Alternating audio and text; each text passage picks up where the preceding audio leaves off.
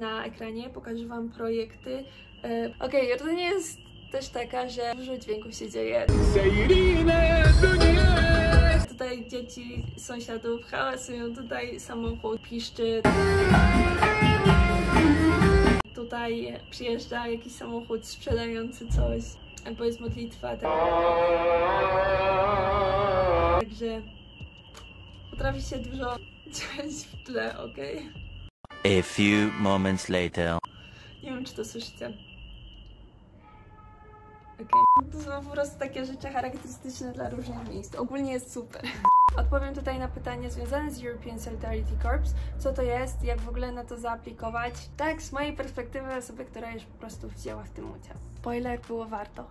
Cześć, nazywam się Klara i właśnie kończę swój kilkumiesięczny program wolontaryjny w Jordanii. Realizacja jego była możliwa dzięki współpracy między polską organizacją wysyłającą, Fundacją Rozwoju Społeczeństwa Przedsiębiorczego, a organizacją jordańską, organizacją przyjmującą, którą jest Desert Bloom for Training and Sustainable Development. Jego zrealizowanie możliwe było dzięki programowi, który nazywa się European Solidarity Corps, czyli po polsku Europejski Korpus Solidarności. Jest to jeden z mnóstwa programów zorganizowanych przez Unię Europejską, by umożliwić tego typu wyjazdy. Osobiście zawsze chciałam zrealizować jakiś wolontariat, dlatego wiem, że czasami szukanie informacji na ten temat może być trudne, dlatego też dzisiaj chciałam mówić jedną z takich możliwości, jaką jest Europejski Korpus Solidarności. Jest to program, który umożliwia zrealizowanie projektów wolontaryjnych w swoim kraju, za granicą. Większość tych projektów obecnie jest w Europie, ale także są projekty poza Europą. A na ten projekt wyjeżdżasz albo indywidualnie i chodzi to, że pojedziesz tylko sam, bo bardzo często może się tak zdarzyć, że trafisz na ten projekt z innym wolontariuszem, ale ogólnie aplikujesz osobno. Jest także opcja projektów wolontaryjnych dla grup co najmniej 5-osobowych. One są krótsze z założenia, ale o tym później. Jest także coś takiego jak Humanitarian Aid Volunteering, natomiast jest to projekt, który na czas, kiedy jak tworzę ten filmik, on jeszcze nie funkcjonuje.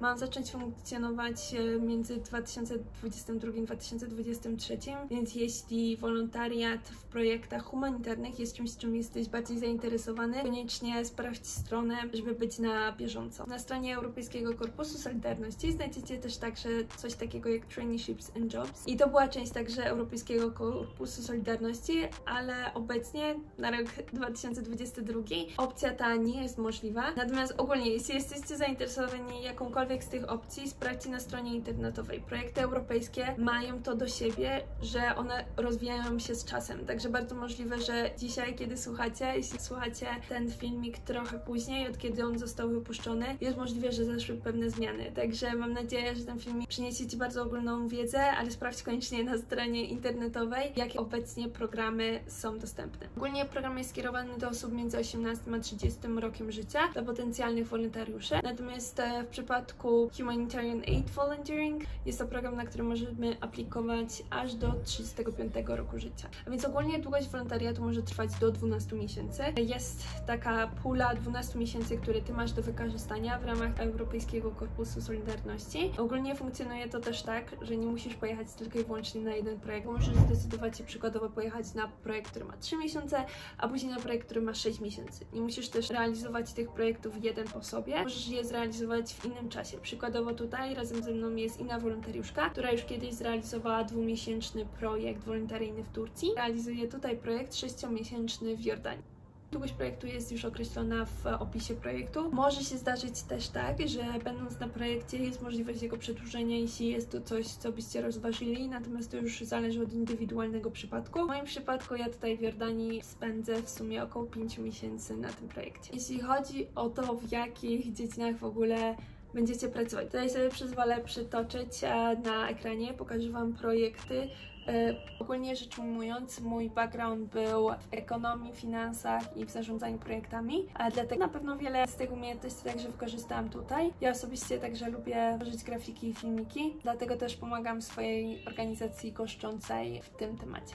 Natomiast są tutaj także dwie inne wolontariuszki i nasze obowiązki zupełnie się różnią, dlatego to naprawdę będzie zależeć od Waszej organizacji goszczącej, od Waszej inicjatywy, Waszych umiejętności i tego, co sami chcecie się zaangażować. Z mojego doświadczenia jest też tak, że organizacja przyjmująca jest bardzo otwarta. Jesteś tutaj wolontariuszem, a nie pełnoetatowym pracownikiem, dlatego ten skop Twoich zadań jest bardzo elastyczny, więc tak naprawdę w czym się gdzieś tam spełniasz, czym jesteś zainteresowany, gdzie uważasz, że jesteś w stanie Twoją cegiełkę dołożyć, tam są w stanie Cię zaangażować. A ogólnie w ramach tego projektu dostajesz dofinansowanie Twojej podróży, żeby się dostać do miejsca realizacji projektu. Dostajesz także kieszonkowe i pieniądze na jedzenie. Zakwaterowanie jest zagwarantowane przez organizację goszczącą, dlatego jeśli chodzi o takie codziennie wydatki, jest to raczej zagwarantowane.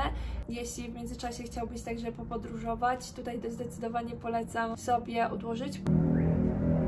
No i ogólnie przynajmniej takie jest moje założenie, że warto sobie odłożyć trochę pieniędzy, żeby mieć w razie czego. A wyjeżdżając tak naprawdę gdziekolwiek, czy to jest wyjazd na wolontariat, czy na wymianę, taki zapas sprawi, że będziesz się zdecydowanie czuć swobodniej, czy bezpiecznie. No i że realnie będziesz w stanie więcej skorzystać z takiego wyjazdu, pozwiedzać kraj, miasto, dowiedzieć się więcej o kulturze, co wiąże się często z dodatkowymi aktywnościami.